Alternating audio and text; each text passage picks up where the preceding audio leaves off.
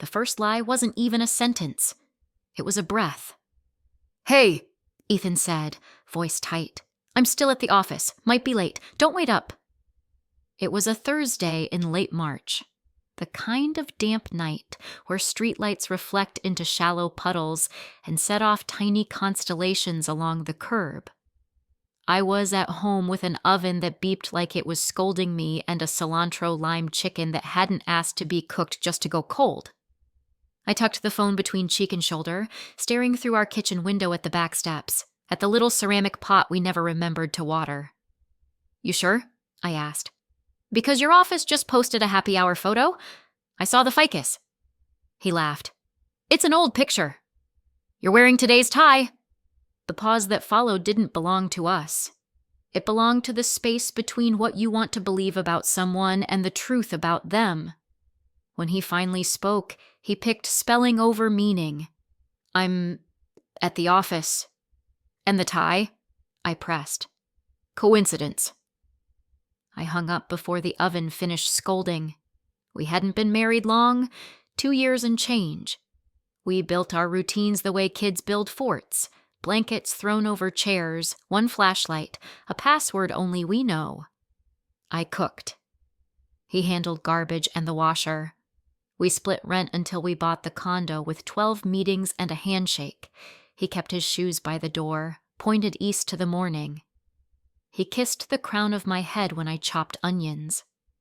I learned the shape of his silence and pretended it wasn't a weather report. I texted him a photo of the chicken plated with rice, a garnish I'd plucked from a dying plant because I was petty.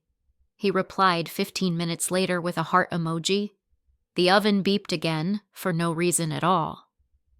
Chapter 2. Small Things with Sharp Edges. The next morning, Ethan woke early.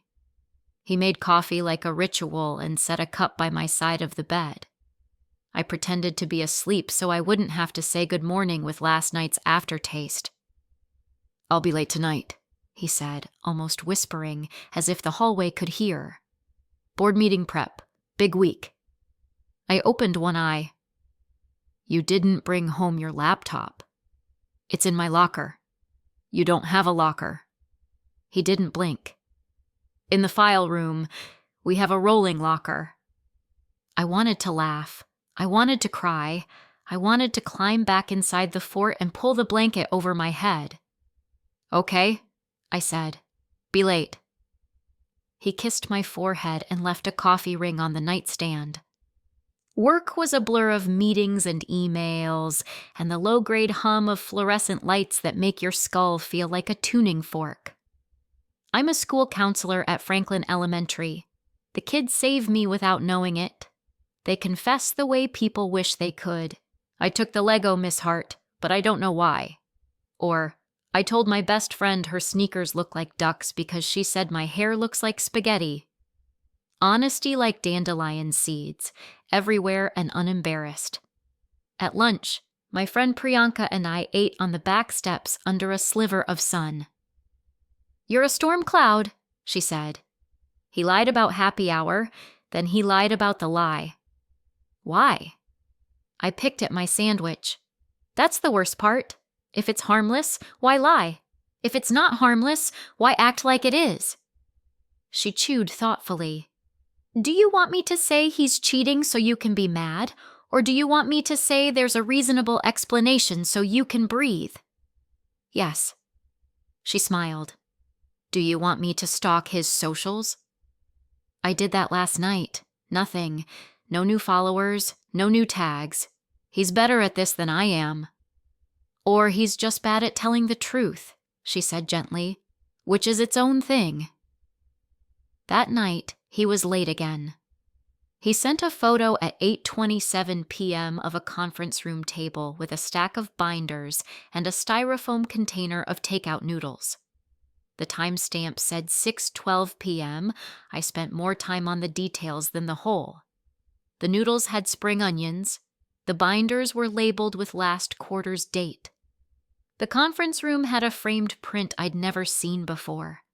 When he finally came home at 10:41 p.m., he smelled like cologne that cost more than our wedding centerpieces and a whisper of citrus that wasn't ours. "How was the meeting?" I asked. "Long." He dropped his keys in the ceramic bowl with a clatter that said he wanted to be heard. "We're reforecasting." "In March?" "Everyone's reforecasting." He loosened his tie, blue with thin white chevrons, the one he wore in the happy hour photo. He looked good. That made it worse. "Where are the noodles?" I asked. He frowned. "What noodles?" "The ones in the photo you sent." "Oh, those weren't mine." "I know. The timestamps didn't match." He made a face like something sour had landed on his tongue. Then he grabbed the tie and pulled it off in one, like you'd rip off a bandage or a name tag. "I'm tired," he said. "Me too." We slept with our backs to each other and a pillow wall in between that neither of us touched. On Saturday, my sister Erin came over with a bottle of wine and her hair in a ponytail so tight it looked like an opinion. Erin never liked Ethan. She said he smiled like he was posing for a photo with a stranger. "He lied," she said when I told her, as though I had confessed to the weather. "Yes." "Then what are we doing here?" "Pack his things. I'll help." "I don't know if it's—" I searched for a word that didn't feel like a betrayal of myself. "I don't know. Do you want to stay with me a few days?" "I have work." "You can have work at my place." "I have kids." She softened. "You always have kids." "I love them." "I know, but you can love them from my couch." We put on a dumb movie to keep from talking about it. Ethan was running errands, a phrase so beige it could paint a rental apartment. Around hour 2, he texted, "Might go for a run, clear my head." I stared at the 3 words that made me want to break plates. Clear my head. "Tell him not to," Erin said. "I'm not his mother." "No, but you are his wife, which is at least the same level of authority." I typed back, "Where?" He said, "By the water." He meant the river path where runners and dogs and bikes share space like a bad group project. I said, "Send me a picture of the view." He sent a picture of the water, but the photo had a little icon I'd learned to watch for, a tiny arrow that meant the image had been forwarded or saved and resent. It wasn't live. It wasn't now. It was the river in last summer's light. "Okay," Erin said, standing. "I'm done with the movie. Let's go." "Go where?" "To the river." "I'm not stalking him." "It's not stalking. It's science. He lied. Now we collect data." Against my better self, we grabbed our jackets. Our better selves came anyway, rolling their eyes. We drove to the river. The path was a ribbon of gray with cyclists like beads. We walked half a mile. I found myself peering into every runner's face as if truth could be caught like a cold. We didn't find him. We did find the little amphitheater where we sometimes ate ice cream on summer evenings.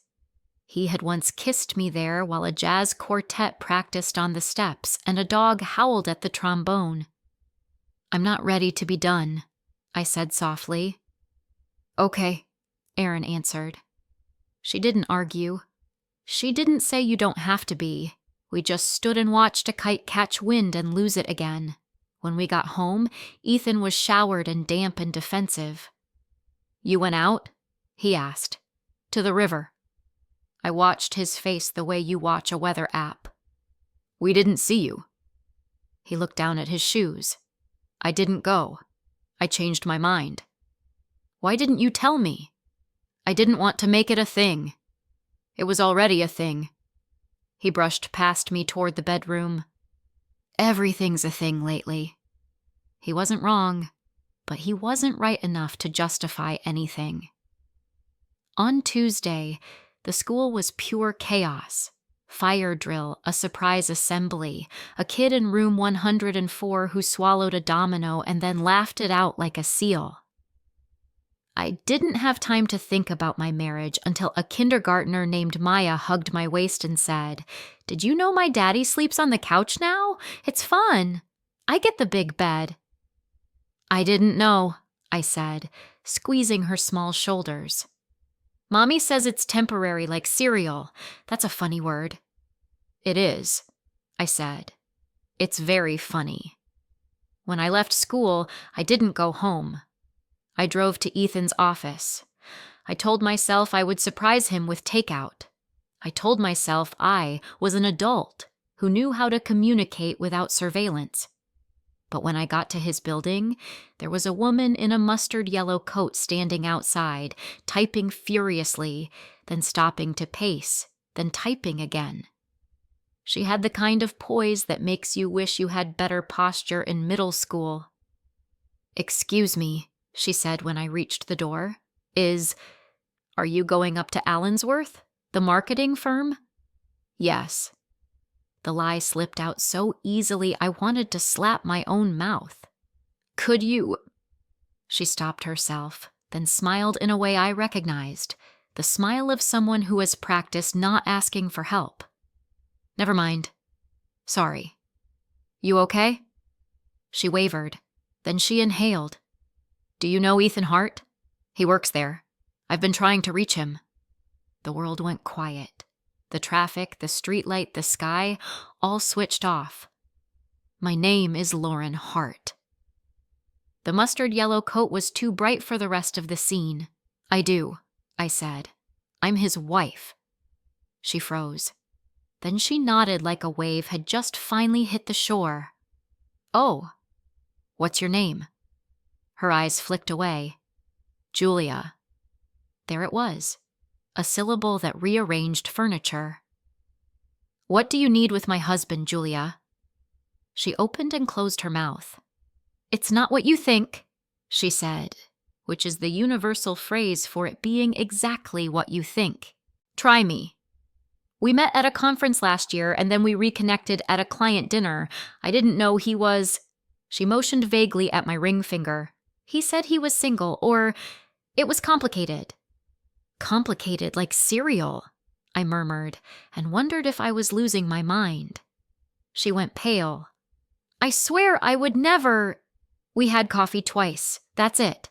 When I found out when I saw his Instagram, I told him to leave me alone.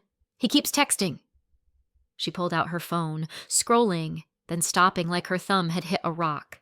"He said he wanted to explain, that you were controlling and—" She stopped, mortified. "I'm sorry," I laughed. I sounded like the little plastic toy on a dog's collar that makes noise when they run. "I'm the controlling wife who cooks cilantro chicken and asks too many questions."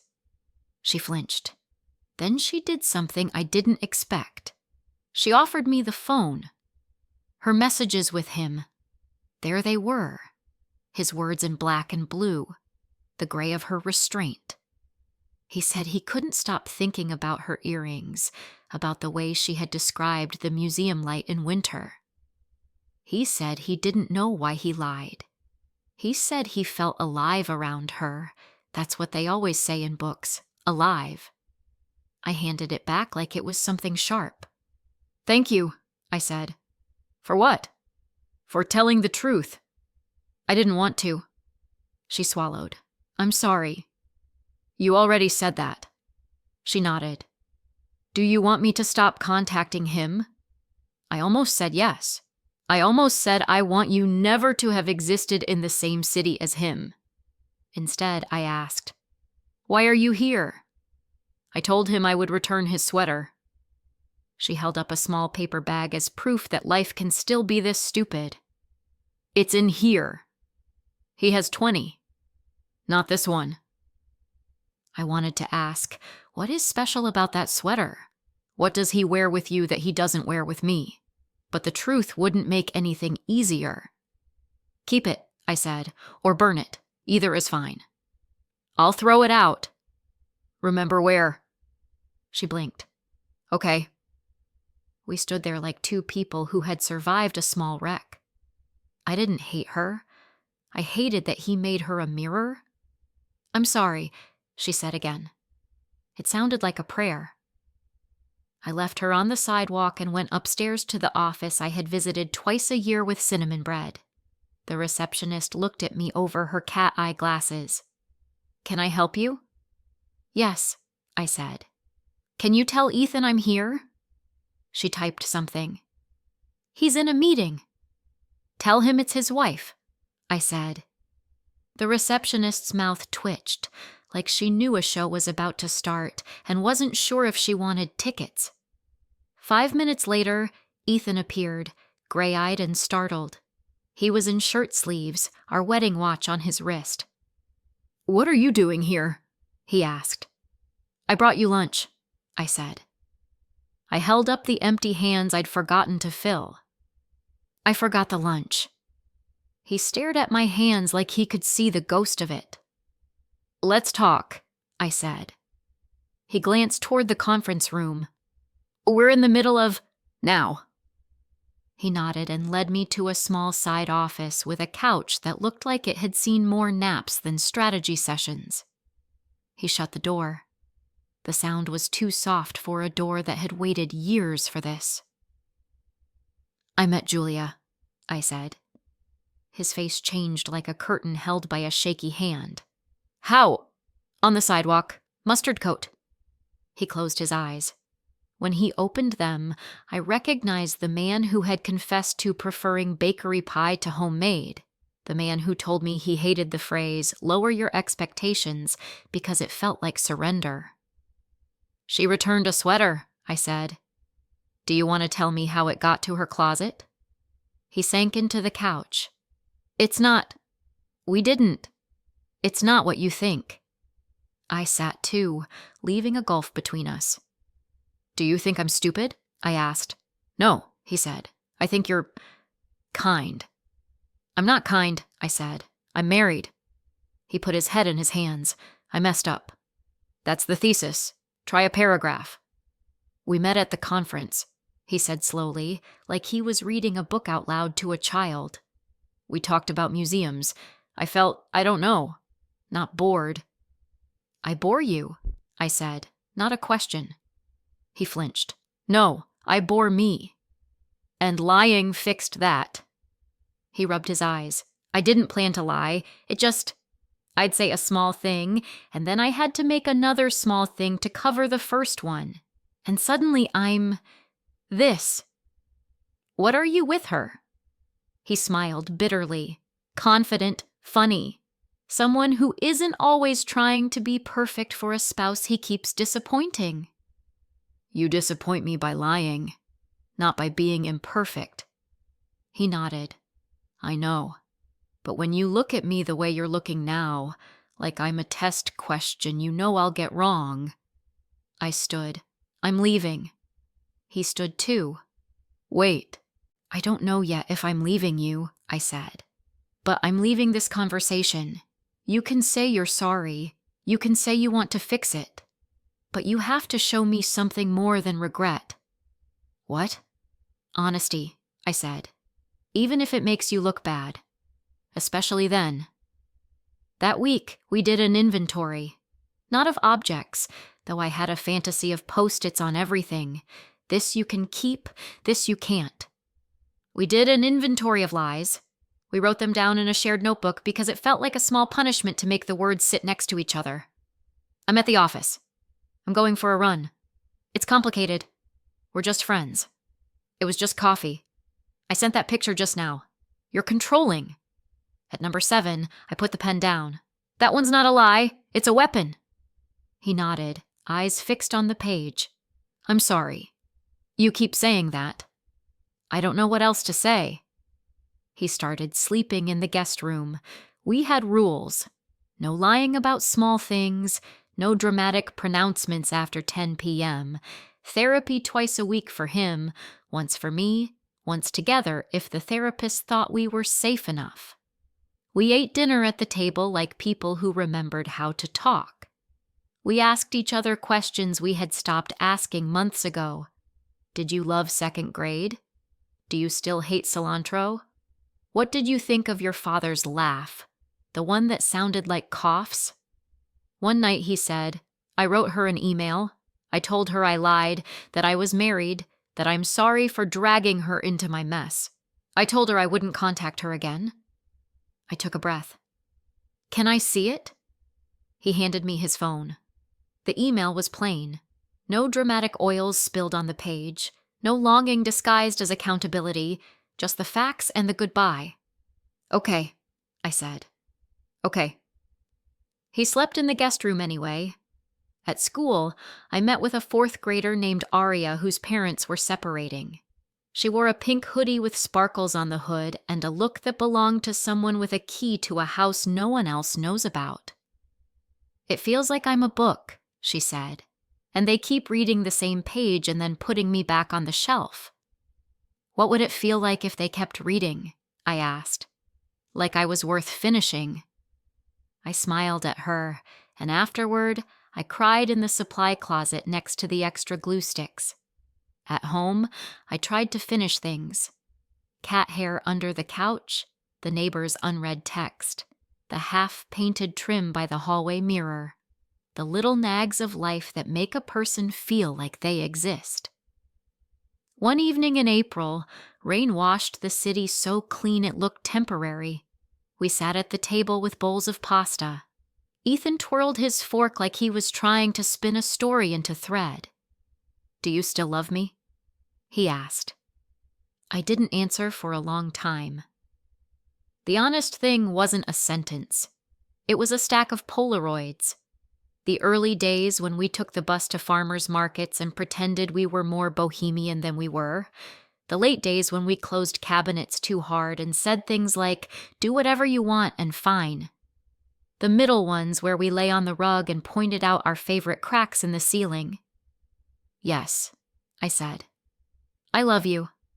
I also don't like you very much right now. He nodded slowly. That's fair. I don't want to be the person who stayed because staying is easier, I said. I also don't want to be the person who left because leaving is easier. What does harder look like?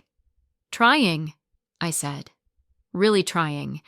And if trying hurts and still isn't working, then telling the truth about that too. He exhaled. I want to try. I know. Even if... He stopped, then started again. Even if I don't get to be the hero in the trying. You don't, I said. You get to be the person who lied and then did the work. He put his fork down. Okay. In bed later, alone, I watched the shadows of the blinds crawl across the ceiling. I thought of Julia's mustard coat and Aria's sparkles. I thought of how quickly you can become a different version of yourself. It doesn't take betrayal. Sometimes it only takes one breath and a sentence you can't take back. In May, we had our first couples therapy session. The office had plants that thrived in fluorescent light and a rug that looked like it wanted to tell us secrets. I want to understand what lying did for you, the therapist said to Ethan, her tone gentle but pointed. It kept me from feeling like a failure, he said. If she didn't know I skipped the meeting or forgot the anniversary, or if she didn't know, then I could keep pretending I'm the person she married. What person is that? She asked. The person who brings cinnamon bread to offices and remembers to water plants. I married the person who made me laugh until I cried because he did a terrible impression of my boss, I said. And the person who cried when his mom sent us a Christmas card that called me our daughter, too. I didn't marry a plant waterer. He smiled through a wince. I can work on both. Lying helps with immediate relief, the therapist said. It's a numbing agent. It doesn't heal. It avoids. Lauren, what does honesty feel like to you? Worse at first, I said. Then like a clean floor. She nodded. Do you want to stay married? I looked at him looking at me. There was a time I would have answered fast because fast felt like devotion. Now I took my time. I let it be a question and not a slogan. I want to see if we can build something honest, I said. If we can't, I want to leave honestly. We can do that, Ethan said. You can try, the therapist corrected. We tried. Not like a montage, like people. We had good days where we cooked together, and he told me about a podcast on old postcards, and I told him about a kid who had written me a letter that said, "Thank you for not telling me to stop crying." We had bad days where I wanted to scroll through his phone or call Julia and ask her if mustard coats are easy to clean. I didn't do either. I learned to say, "I want to check your phone right now because I'm scared." And he learned to say, "You can if you need to," and then take a breath while I decided whether needing to was the same as wanting to. We set up tiny rituals. He texted me once when he arrived at work and once before he left. If he changed plans, he told me, no excuses. We made it simple so it could be sustainable. And still, there were surprises. One day in June, he admitted that he'd kept the sweater Julia had returned. He said he had planned to throw it out and then couldn't. "Where is it?" I asked. "In my office." "Go get it," I said. He brought it home in a paper bag, set it on the table, and looked at me like a kid who's about to own up to the broken vase. It was a charcoal knit with a hole near the hem. It was ordinary. It was a whole novel. "Do you want me to burn it?" he asked. "No," I said. I carried it outside to the donation bin we kept in the hallway and pressed it down, until it disappeared under a stack of faded t-shirts. "It's someone else's now." When I came back inside, he was crying. It wasn't theatrical. It was a steady leak. "I'm sorry," he said. "I know," I said. "Cry." So he did. I sat next to him and let him be a person. In July, my friend Priyanka threw a rooftop party for her wife's birthday. There were string lights, a cooler full of seltzer, and hummus in a bowl shaped like an avocado because the universe has a sense of humor. Ethan asked if he should come. I said yes. Then I worried I'd made the wrong call, and then I remembered that the right call is rarely confirmed by no anxiety at all. Halfway through the night, a man I didn't know started talking to me about city planning. He said things like zoning variants, while Ethan chatted with someone across the roof about baseball. I felt briefly like the old us, two independent satellites orbiting the same planet. Then a woman in a sundress brushed past me and said, "Sorry, Ethan," automatically, like she knew him. He turned. The smile he gave her wasn't guilty. It also wasn't nothing. It was the kind of smile you use when you're about to say a name. "Hey," he said, "you're here." "Hi," she said, then glanced at me. "I'm Nora. We worked together on the Brennan account." I shook her hand. It was a nice handshake, firm, unafraid. "Lauren." "Your party is lovely," Ethan told Priyanka's wife as she floated by. "Thank you," she said graciously, and introduced herself to Nora, who turned out to know 3 people in common with everyone because this city is a village that puts on airs. At home later, I said, "You smiled at her like you recognized a song." "I did," he said, baffled. "I worked with her for 6 months. It made me feel weird." "I'm sorry," he said. He didn't say I wasn't being fair. He didn't say it was nothing. He said, "Thank you for telling me. Do you want to talk about what weird felt like?" "Yes," I said, surprised by my own answer. We talked about weird like it was a room with 3 doors. Jealousy, fear, old hurt. We opened each door in turn and stood in the doorway without going in. It helped. "You can ask me to leave a party anytime," he said. "I won't," I said. "But I'll ask you to stand with me when I need you to." "Okay." We went to bed earlier than usual. He fell asleep with his hand on my ankle like he was anchoring a small boat.